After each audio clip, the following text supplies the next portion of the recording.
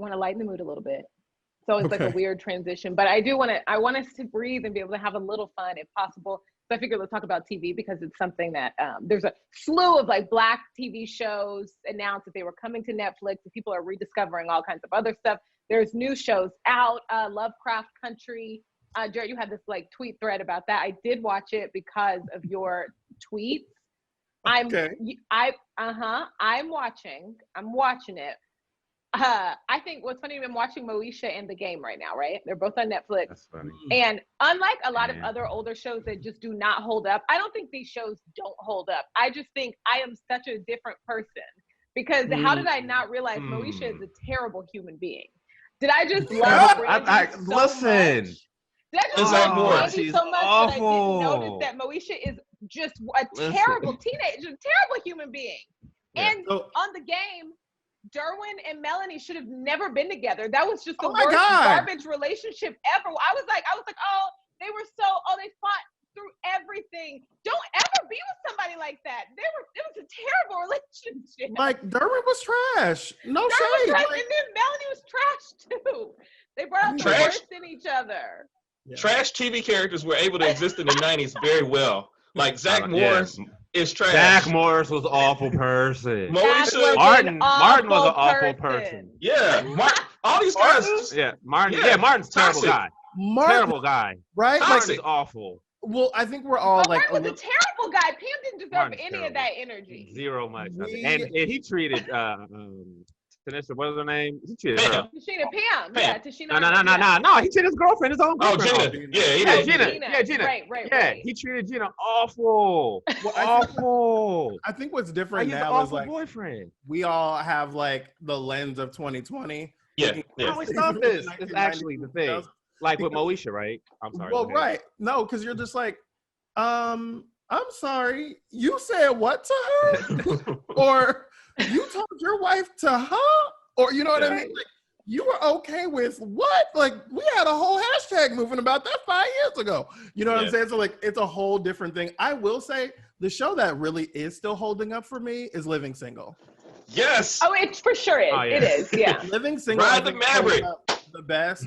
I've been watching The Fresh Prince on HBO Max, and I'm like, it has moments where I'm like, all right, but it still holds up pretty well. But overall, and I think the same about like Moesha, it still holds up. There were like Sex and the City does not hold up for me like it did when I was like young and watching it. I'm like, oh my God, OJ's not hearing you, bro. Whole thing. OJ's not. Wait, you don't think Moesha holds up? I listen. At one point, during Moesha's the episode when she rejected that car, the Saturn, the brand new car. Like, yeah, the brand new Saturn, because she wanted a Jeep. Listen, man, I dipped on the whole show. I dipped on Brandy as a person. Like, that's how much it bothered me. I swear to God, I stopped listening. I didn't want to hear music no more. Almost doesn't count. Like, well, you should have took the car then. Like, like your dad loves you. What are you doing? Like, have you ever accepted a Saturn? How about saying a free car, dog? Like, you over a Saturn? That was barely making it. And they were also so fat phobic. They were so mean. Kim was the best, like, kindest, most supportive friend ever. Kim was the best friend ever. They were awful to them. Moesha was awful. Now, Brooke, I'm this is off brand for me, and I'm challenged even thinking it, let alone saying it in front of a microphone. But say it. But one of the shows that is not aging well for me is the Oprah show. Oh. Now rock with me. Okay. Because Own is playing like old episodes of Oprah. Okay. And like, there's a lot of fat shamey conversation in all these weight loss episodes. And I was like, whoa, it was like he lost 2 whole people. And like, the way that but I mean, it's not Oprah's fault that's how we discussed that back then, right? But and she was also like very publicly going through like her own battles. And that I remember she bought out the wagon full of fat. Yeah. Right. Yeah. Oh gosh. And so like we empathize with Oprah because like Oprah has had the same weight battle as a lot of, I include myself, a lot of us, right? But like the ways that even I discussed like weight and bodies and all that kind of stuff back in the day is very different than the way that I speak about it now. And so like watching all of these shows through the lens of 2020 with the, you know, the zeitgeist time or whatever of 2005, you know, like they don't hit the same, but it was like, I respect that. The good thing about Oprah, one of the many good things about Oprah, is that I think that she has been vocal about like acknowledging mistakes in past shows. You know, so that's a good thing too. Like I remember her talking about the Klan member show that she had, like that super, and how she realized that she was like had a duty to to respect her platform in a better way. And can we circle back real quick to Lovecraft Country, because I love Lovecraft Country. I've seen the first episode. I have not seen the second episode as yet because I've not gotten home in time where it is still light out. And I refuse to watch it in the dark. It does look creepy, bro. Oh, look. Wait, it's like monsters creepy. I'm really scared of scary movies and stuff like that. But this, I'm not, like, monsters don't scare me as much as like actual, like if the monster was a person that was like jumping up out of nowhere, I think that would mess me up more than a googly monster does. But that's also, what got me. What was the amalgamation of these racist people and the monsters? That's actually the scariest part of it. Yeah, period. And the racist people were monsters in and of themselves, like before they transformed into monsters. But then, oh my God, I think you too much something for me, Calvin. And I just can't. I can't do it. I think Calvin illuminated something for me because I'm not a sci-fi monster horror. I could do like horror movies and stuff like that, but like this is not my genre. I just want to see Black people doing weird shit. So like it's like that kind of a thing. And I'm enjoying it. But I've committed to the first 5 episodes. I'm like, I'm gonna stay here. I'm gonna watch whatever y'all is doing, but I don't get it. Right? It's all the way out there. HBO loves to do that to where like you don't get it. I cannot. Watchmen was a good experience, but I mean, we watched all those episodes to only get stuff the very last episode, and I need you to give me some things. I need to get some me a little stuff bit more throughout. Like, Michael K. Williams pops up in the second episode, and that's a motivation. That was my motivation to be like, oh, okay, I'm gonna watch. I love him. Like, okay, we get a little Omar action. Okay. I'm into it. Brooke, I'll tell you one thing that HBO shows do really well, and this is kind of a formula for like when you watch HBO shows. If you watch it with someone, and particularly somebody that has like a different slant, like for instance, I had a friend I was watching Watchmen with, and I'm a comic book guy. I read the Watchmen comic books. You know, she was more into it for the socio-political aspects of it. And then together we kind of talked about and meshed the things that were going on with it. And I think HBO does a really good job of like bringing together 2 genres you probably wouldn't even think about trying to put together. Like the mafia and psychiatry, for instance, and melding these 2 worlds, or all the different worlds that were melded into The Wire and drug dealing. You know what I mean? And making you think. Oh my God! Just the greatest show ever. You're right. There was a whole season about how it affected kids and the school system. Right. And so the HBO shows. You're right. And they respect the audience enough to say, well, look, you know, we're gonna leave some of this out. And we're not going to spend a whole lot of time doing exposition. Like, you know, the network TV shows kind of pander to you. They say, remember this guy from season 2 and what he did, blah, blah, blah, blah, blah. HBO shows don't do that. They just bring a guy back randomly. You're like, pay attention. Exactly. Exactly. So if you get lost, sorry about you, better ask somebody.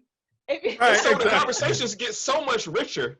And like, you know, when people get, you get enthusiastic about people that you really admire, say, oh, you got to watch this show and let's talk about it. And so, like, Lovecraft Country is, like, taking it to a whole nother level because, like, there are people who legitimately will not watch any horror anything. Like, if it involves horror, I'm not watching. You're right. I would have only watched this, but you're right. You're right. So, Calvin, what's interesting to me about what you were saying, though, when I was saying you brought it together for me was that, are the monsters representative of racism? Like, that's what, is that what you're saying? Because I haven't watched the second episode. That's how I interpreted it. Interesting. Too okay. Much.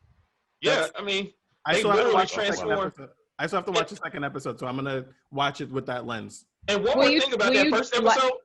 Yeah, go for it. One more thing about that first episode, like the fact that they had the audacity to be racist, virulently racist during an attack by monsters is a parallel to me about like how COVID-19 right now. Exactly, COVID-19 is going on, and people are still racist. They don't care.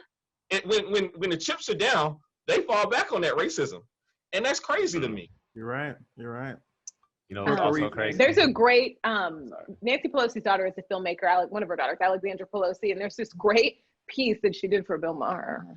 But it's this great piece, and she goes into Mississippi, and I've seen it to OJ before, I think. She goes into Mississippi and she interviews all these people who just hate Obama, and the motivation is I was just talking about vividly this piece. racism. But but like they all benefit from the system that they're bashing. And it is just the most bizarre thing ever, but it's a great example of like, that has been happening forever in so many different ways. People willing, I mean, you know, you look at like the Tax Act, and unless you're a billionaire, things are looking different for you. You know what I mean? Like last year's, the taxes, your situation looks different. Even if you're rich, it still looks different than it did before. And people, you know, you have like farmers and, remember the Harley Davidson people all willing to be harmed because I they think wanted this crazy. more. I think you're spot on. Like white supremacy will do whatever it takes to protect itself. For sure. Like white supremacy. They're all making sacrifices for it too. Exactly. Right? Like they're making sacrifices. That they were making sacrifices. Like, oh, it's okay if this bad thing happens to us. Yeah. Like, I mean, if we just think about masks, right? If we just think about mask wearing, like there is something absolutely, how much can I cuss here? Go for it. Me and OJ have different answers. OJ says cuss and you say don't. I mean, there is something absolutely absurd. I'll use that word. To think give that. Us both the sentence and make it fair. So I will. What I was gonna say is there's something absolutely fucking stupid about the idea that people are going to listen to Donald Trump's analysis of science and how they should be engaging their masks when this is also the dumbass who told you to inject yourself with bleach or to brush up against a UV light, like that kind of thing. Like, but all of that is still encapsulated in this idea of I'm going to go with whatever this dumb white man says because I believe in him. I'm going to go against the white man scientist, right?